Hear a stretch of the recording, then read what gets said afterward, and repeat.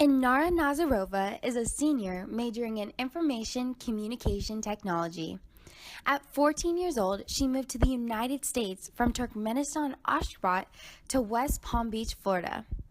When she arrived at Florida State University in 2013, Inara says she felt lost in a crowd of 44,000 students. It wasn't until she was recruited by the on-campus magazine, Swatch, that she found a home within the brick buildings and the large oak trees at Florida State. Swatch not only fueled her creative passions, but developed her into the leader she is today. I joined the group as women's wear assistant, and after working with them for a year, I realized that I really liked it, and once the editors were leaving, they offered the position of the editors next year. So it was up to us, me and my friend, to take on the responsibility and see what we can do, and it was the best decision we made this year. As editor-in-chief of the magazine, Inara had developed a new respect for what it meant to be a leader.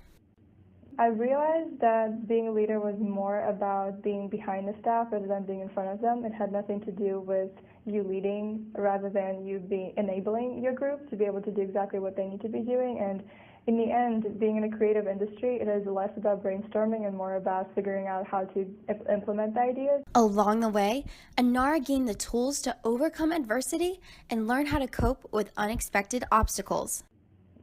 I think hitting the balance between teaching and learning, because as you are leading a group, you are also learning as well how to do it most effectively. And when you are teaching them the various skills from how to, lead a shoot, or how to pull for certain clothes, and how to prepare and execute, and how to run certain things in a timely manner, and how to speak to businesses outside of your classroom environment, that's something that you have to equip the students with, almost like transfer that experience to the best you can. But then you also are trying to pivot a group of about 30 people as you are completing an assignment. So I think that was the balance that I have to make sure that I'm my best to be able to prepare them to be their best. One of the greatest lessons Inara has learned throughout this process is how important leadership really is. Where would we be without it? It's the most important quality that you could develop in yourself, and I think it's not necessarily a talent, rather than a great leader is not a natural born, but somebody who assumes great responsibility. So